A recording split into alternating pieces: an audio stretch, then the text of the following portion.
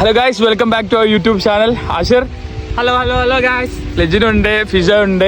അപ്പൊ നമ്മള് ജർമ്മനിയിലെ ഏതെങ്കിലും സ്ഥലം ഇത് ജർമ്മനിയിലെ ന്യൂറംബർഗിലാണ് നമ്മളുള്ളത്. അപ്പൊ നമ്മൾ ഇവിടെ പഠിക്കുന്ന കുറച്ച് സ്റ്റുഡൻസ് ഉണ്ട്. ഈ മെയിൻ സ്റ്റുഡന്റ് ആഷിർ ഉണ്ടാണ്. അപ്പൊ ആഷിറിന്റെ ഇന്റർവ്യൂ ആണ് നമ്മൾ ചെയ്യാൻ പോകുന്നത്. നമ്മൾ ജർമ്മനിയിൽ പഠിക്കാൻ വന്നാല് ഫ്രീ എഡ്യൂക്കേഷനും ഇവിടുത്തെ പാർട്ട് ടൈമും ഇവിടുത്തെ ഒരു എക്സ്പീരിയൻസ്, ഓവറോൾ എക്സ്പീരിയൻസ് ആണ് നമ്മൾ ഈ വീഡിയോയിൽ പറയാൻ പോകുന്നത്. അപ്പോൾ നമുക്ക് വീഡിയോയിലേക്ക് കിടക്കാം. നമുക്ക് പിന്നെ ആദ്യം പരിചയപ്പെട്ട് തുടങ്ങാം. ഹലോ, എന്റെ പേര് ആഷിർ എന്നാണ്. ഞാൻ വരുന്നത് കോഴിക്കോട് നിന്നാണ്. ഓക്കെ, അപ്പൊ ആഷിറ, ഇനി ഏത് കോഴ്സാണ് ഇവിടെ എടുത്തത്? എന്റെ കോഴ്സിന്റെ പേര് മാസ്റ്റേഴ്സ് ഇൻ AI എന്നാണ്. ആർട്ടിഫിഷ്യൽ ഇന്റലിജൻസ് കമ്പ്യൂട്ടർ സയൻസിന്റെ ഒരു റിലേറ്റഡ് ആയിട്ടുള്ള കോഴ്സാണ്. ഓക്കെ, അപ്പൊ ഇവിടെ ജർമ്മനിയിൽ കുറെ ആൾക്കാർ ഈ ടെക്നോളജിക്കൽ AI പരമായിട്ടുള്ള കോഴ്സുകളൊക്കെയാണ് കൂടുതലായിട്ട് പ്രിഫർ ചെയ്യുന്നത് തോന്നില്ല? ആണ്, ജർമ്മനിയിൽ നല്ല ഓപ്പർച്യൂണിറ്റി ആണ് ഇപ്പൊ AI അങ്ങനത്തെ സാധനങ്ങളൊക്കെ വരുന്നത്. ഓക്കെ, ആഷിർ, ഇവിടെ ഏത് യൂണിവേഴ്സിറ്റിയിലാണ്? അതായത് പബ്ലിക് യൂണിവേഴ്സിറ്റി ആണോ അല്ലെങ്കിൽ പ്രൈവറ്റ് യൂണിവേഴ്സിറ്റീസ് ആണോ? അതിന്റെ കാര്യങ്ങളൊക്കെ, യൂണിവേഴ്സിറ്റിനെ കുറിച്ചുള്ള കാര്യങ്ങളൊക്കെ ഒന്ന് പറയാൻ പറ്റും? ഇപ്പോ ഞാൻ പഠിക്കുന്നത് പബ്ലിക് യൂണിവേഴ്സിറ്റിയിലാണ്. പിന്നെ നമുക്ക് ഫീസ് സാധനങ്ങളൊന്നും വരുന്നില്ല. ഇവിടുത്തെ ജർമ്മനിയിലെ പബ്ലിക് യൂണിവേഴ്സിറ്റീസ് ഒക്കെ കംപ്ലീറ്റ്ലി ഇന്റർനാഷണൽ സ്റ്റുഡൻസിന് ഫ്രീ ആയിട്ട് സ്കോളർഷിപ്പ് കൊടുക്കുന്നുണ്ട്. അപ്പം ഞാൻ പഠിക്കുന്നത് FU എന്ന് പറഞ്ഞ പബ്ലിക് യൂണിവേഴ്സിറ്റിയിലാണ്. ഇവിടുത്തെ വൺ ഓഫ് ദ ടോപ്പ് കോളേജാണ്. നല്ലൊരു യൂണിവേഴ്സിറ്റി. നമ്മളെ ഈ യൂണിവേഴ്സിറ്റി ഉള്ള സ്ഥലത്തിന്റെ പേരൊന്ന് പറയാൻ പറ്റുമോ? ജർമ്മനിയിലെ ഏത് ഭാഗത്താണ്, അല്ലെങ്കിൽ ഇതിനോട് അടുത്തിട്ടുള്ള ഒരു ബിഗ് സിറ്റി ഏതാണ്? ഞങ്ങൾക്കൊന്ന് പറയാം. ഇതിന്റെ അടുത്തുള്ള ബിഗ് സിറ്റി മ്യൂണിക് ആണ്. മ്യൂണിക്കിന് ഏകദേശം 1 hour ദൂരമുണ്ട്. പിന്നെ ന്യൂറംബർഗ് എന്ന് പറഞ്ഞ ടൂറിസ്റ്റ് സ്ഥലമാണ്. ഇവിടെയാണ് യൂണിവേഴ്സിറ്റി.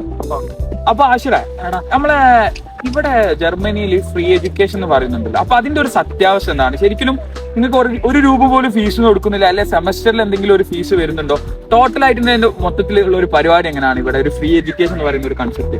ഇപ്പം ഇവിടുത്തെ യൂണിവേഴ്സിറ്റിയിൽ എങ്ങനെ വരുന്നതെന്ന് വെച്ചാൽ നമ്മൾ സെമസ്റ്റർ കോൺട്രിബ്യൂഷൻ കൊടുക്കണം. മിക്ക യൂണിവേഴ്സിറ്റി ഏകദേശം അതൊരു 67 to 300 euro, ഏകദേശം നാട്ടിലെ 6000 7000. അതായത് ഒരു സെമസ്റ്ററിന് ഇത്ര രൂപ എന്നുള്ളൊരു എമൗണ്ട് വരുന്നുണ്ട് ഫ്രീ എഡ്യൂക്കേഷൻ ആണ് പറയുന്നത്. പക്ഷെ അത് വളരെ ചെറിയ എമൗണ്ട്. ഇവിടെ പാർട്ട് ടൈം ചെയ്ത് നമുക്ക് ശരിക്കും അത് ആ പൈസ ഉണ്ടാക്കാൻ പറ്റും. വളരെ ഒരു ദിവസം പോലും ചെയ്യേണ്ട ആവശ്യമില്ല. 10 ദിവസം ചെയ്ത് കഴിഞ്ഞാൽ നമുക്ക് ആ പൈസ ഉണ്ടാക്കാൻ. ആഷിർ, അതിന്റെ അപ്ലിക്കേഷൻ പ്രോസസ്സും കാര്യങ്ങളൊക്കെ എങ്ങനെ ചെയ്ത്? ജർമ്മനിയിൽ എനിക്കറിയാം കുറച്ച് പണിയുണ്ട് ഇതിന്റെ ആപ്ലിക്കേഷനും ഫ്രീ എഡ്യൂക്കേഷന്റെ ഡോക്യുമെന്റ്സ് ശരിയാക്കാൻ.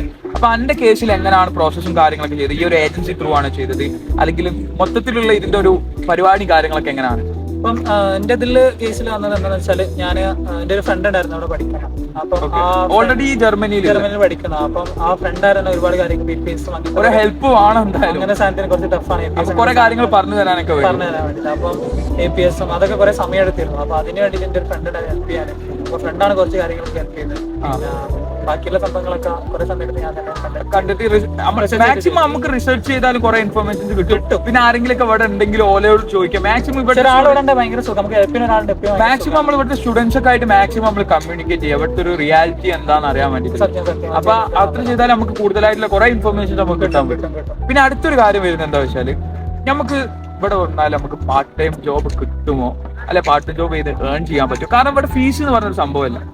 അപ്പൊ നമുക്ക് ഏൺ ചെയ്ത് കഴിഞ്ഞാൽ നമുക്ക് ഫീസ് അടിക്കാനില്ല. പക്ഷെ ഇവിടെ ബ്ലോക്കഡ് അക്കൗണ്ട് വരുന്നുണ്ട്, അങ്ങനെ ഒരു വലിയൊരു എമൗണ്ട് വരുന്നുണ്ട്. പക്ഷെ എന്നാലും നമുക്ക് ജർമ്മനിയിൽ ഫീസ് വരുന്നില്ല. അപ്പൊ പാർട്ട് ടൈം ചെയ്ത് കഴിഞ്ഞാൽ നമുക്ക് ഇവിടെ അക്കോമഡേഷനും പൊതുവെ എല്ലാവരും പറയലുണ്ട് ജർമ്മനി കുറച്ച് എക്സ്പെൻസീവ് ആണ്. അപ്പൊ ഇതിന്റെ ചെക്ക് വെച്ച് നോക്കുമ്പോൾ ഒന്നുകൂടി എക്സ്പെൻസീവ് ആണ് ഇവിടെ ജർമ്മനിയിൽ. അപ്പം അതിനെ കുറിച്ചുള്ള കാര്യങ്ങൾ, പാർട്ട് ടൈമിന്റെ കുറിച്ച്, അല്ലെ പാർട്ട് ടൈം ചെയ്ത് നമുക്ക് ഇവിടെ ഫീസ് അടിക്കാൻ പറ്റുമോ? ഫീസ് ഇല്ല, നമ്മളെ അക്കോമഡേഷന്, നമ്മളെ റെന്റ് കാര്യങ്ങളൊക്കെ മുന്നോട്ട് പോകാൻ പറ്റും, സേവ് ചെയ്യാൻ പറ്റുള്ള കാര്യങ്ങൾ, അതിലൊക്കെ എന്താ പറയാറ്?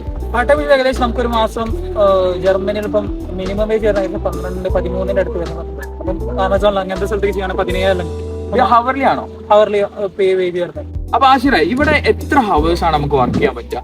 പിന്നെ ഞാൻ ഇവിടെ കേട്ടിട്ടുണ്ട് ഇവിടെ പാർട്ട് ടൈമിന്റെ ഒപ്പം തന്നെ മിനി ജോബ്, അങ്ങനത്തെ കുറച്ച് പരിപാടികളൊക്കെ. അപ്പൊ അതിന്റെ ഒക്കെ ഒരു പരിപാടി. പിന്നെ എന്തൊക്കെ ജോബുകളാണ് നമുക്ക് പാർട്ട് ടൈം ആയിട്ട് ഇവിടെ ജർമ്മനിയിൽ നമുക്ക് കിട്ടുക? നോർമലി ഇപ്പൊ ഈ നിൽക്കുന്ന സ്ഥലത്തിനെ കുറിച്ച് പറഞ്ഞാൽ അത് എല്ലായിടത്തും ഒരേപോലെ ആയിക്കോണില്ല. അപ്പൊ അതിനെ കുറിച്ച് എന്താ പറയാനുള്ളത്? ഇപ്പം ജർമ്മനിയിൽ ഒരു കൊല്ലം നമുക്ക് 140 ഫുൾ ഡേയ്സ് ആണ് വർക്ക് ചെയ്യാൻ പറ്റും, അല്ലെങ്കിൽ 250 പാർട്ട് ടൈം ഡേയ്സ്. ഓക്കെ, അപ്പം ഏകദേശം നമുക്ക് ഏകദേശം എല്ലാ ഡേയ്സും വർക്ക് ചെയ്യാൻ പറ്റും. വീക്ക് ഡേയ്സ് ഒക്കെ നമുക്ക് വർക്ക് ചെയ്യാൻ പറ്റും, പാർട്ട് ടൈം ആയിട്ടും ഫുൾ ടൈം ആയിട്ടും. അപ്പം ഇവിടെ ജോലികൾ എങ്ങനെ വരുന്നത് കൂടുതൽ വേറെ ജോബ്സ് വരുന്നുണ്ട്. പിന്നെ അതേപോലെ ആമസോണിലൊക്കെ കുറെ കുട്ടികളെ വർക്ക് ചെയ്യുന്നതിന്റെ വീഡിയോസ് കാര്യങ്ങളൊക്കെ ഉണ്ട്. അപ്പൊ അതിന്റെ ഒരു അത്യാവശ്യം എന്താണ്?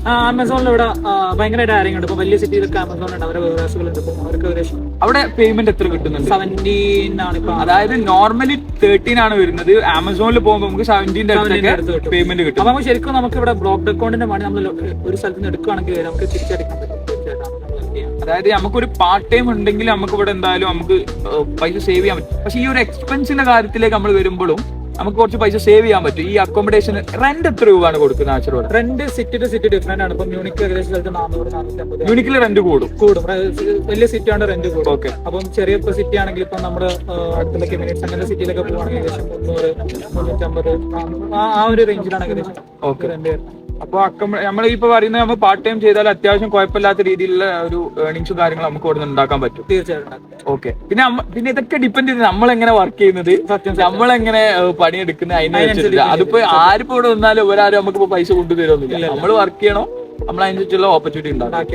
ഓക്കെ. അടുത്ത സംഭവം, ജർമ്മനിയിൽ വന്ന ഞാൻ കേട്ടില്ല വേറെ സംഭവം, ജർമ്മൻ ലാംഗ്വേജ് ഭയങ്കര ഇമ്പോർട്ടന്റ് ആണ്. ഇവിടെ നമുക്ക് സർവൈവ് ചെയ്യണമെങ്കിൽ ജർമ്മൻ ലാംഗ്വേജ് വേണം, അല്ലെങ്കിൽ ഫ്യൂച്ചർ അല്ലെങ്കിൽ ഒരു കരിയർ ഗ്രോത്ത് വേണമെങ്കിൽ ജർമ്മൻ ലാംഗ്വേജ് വേണം. അപ്പൊ അതിന്റെ ഒരു സത്യാവസ്ഥയും കാര്യങ്ങൾ എന്തൊക്കെയാണ്? ജർമ്മൻ ലാംഗ്വേജ് ഇപ്പൊ നമ്മൾ ഇംഗ്ലീഷോട് പ്രോഗ്രാം ആണ് പഠിക്കുന്നതെങ്കിൽ ജർമ്മൻ ലാംഗ്വേജിന്റെ ആവശ്യമില്ല. ബട്ട് എന്നാലും ജർമ്മൻ പഠിച്ചതിന് അത്രയും കാര്യം. ഇപ്പൊ നമ്മളൊക്കെ ജോബിന് അപ്ലൈ ആണെങ്കിലും മിക്ക വർക്കിംഗ് സ്റ്റുഡന്റ് ജോബ്സ് അങ്ങനത്തെ ജോബ്സിന് തീർച്ചയായിട്ടും ജർമ്മൻ ചോദിക്കുന്നുണ്ട് മിക്ക സ്ഥലത്തും. പിന്നെ എന്നാലും ജർമ്മൻ ഇല്ലാണ്ട് നമുക്ക് സർവൈവ് ചെയ്യാൻ പറ്റും. ബട്ട് പഠിക്കുന്നതാണ് ഏറ്റവും ബെറ്റർ. ഒരു B2 എടുക്കുന്നത് ശരിക്കും തീർച്ചയായും നല്ലതാണ്. അടിപൊളിയാണ്. അപ്പൊ ഇതൊക്കെയാണ് ഇവിടുത്തെ നോർമലി ഉള്ള കാര്യങ്ങളൊക്കെ. അപ്പൊ ഇനി നമുക്ക് ഒരു ഓവറോൾ എക്സ്പീരിയൻസ് എന്താണ് ആശുവിനോട് ചോദിച്ചു നോക്കാം അവിടെ ജർമ്മനിയിൽ വന്നിട്ട്. അപ്പൊ ഇനി വരുന്ന കുട്ടികൾക്ക് ഓൻ സജസ്റ്റ് ചെയ്യുമോ? അപ്പൊ മൊത്തത്തിൽ ഓന് പറയാനുള്ള കാര്യങ്ങൾ എന്തൊക്കെയാണെന്ന് നമുക്ക് നോക്കാം. അപ്പം ഇനി വരുന്ന സമ്മർ ഇൻടേക്കിന്റെ അപ്ലിക്കേഷൻ ആണ് വരാനുള്ളത്. പിന്നെ അതിൽ ഏകദേശം യൂണിവേഴ്സിറ്റിന്റെ സംഭവങ്ങളൊക്കെ ഓപ്പൺ ആവുന്നുണ്ട്. അപ്പം ഈ കുട്ടികൾക്ക് സജസ്റ്റ് ചെയ്യുമോ ഇങ്ങനെ സാധനങ്ങളൊക്കെ നമ്മൾ സജസ്റ്റ് ചെയ്യും? അങ്ങനെയല്ല, നമ്മള് മൊത്തത്തിൽ നമ്മൾ പറയുകയാണെങ്കിൽ ഇനി കുട്ടികൾ ജർമ്മനിയിൽ വന്ന് പഠിക്കാന്നുള്ള ഒരു സംഭവത്തിന് ഈ സജസ്റ്റ് ചെയ്യും? തീർച്ചയായും ജർമ്മനിയിൽ വന്ന് ഞാൻ സജസ്റ്റ് ചെയ്യും. നല്ലൊരു ഓപ്ഷൻ ആണ്. അപ്പൊ നമ്മളെ കോഴ്സ് എഴുതാൻ നോക്കുക, നമ്മളെ കാര്യങ്ങളൊക്കെ നോക്കിയിട്ട് നമ്മളെ ആപ്ലിക്കേഷൻ കൊടുത്തിട്ട് വന്നാൽ വരുന്നില്ല. അടിപൊളിയാണ്. ഓക്കെ. അപ്പൊ ഇതാണ് നമുക്ക് ജർമ്മനിലെ ചെറിയൊരു ഇന്റർവ്യൂ. നമ്മൾ പെട്ടെന്ന് ഞാനിവിടെ എന്റെ ഫ്രണ്ടാണ്, അപ്പൊ ഓന്റെ അടുത്ത് വന്നപ്പോ ചെറിയൊരു ഇന്റർവ്യൂ ചെയ്തതാണ്. അപ്പൊ ഇതിൽ ഇനിയിപ്പോ കൂടുതലായിട്ട് എന്തെങ്കിലും ഇൻഫർമേഷൻസും കാര്യങ്ങൾ വേണമെന്നുണ്ടെങ്കിൽ നിങ്ങൾ കമന്റ് ബോക്സിൽ കമന്റ് ചെയ്യാം. അപ്പം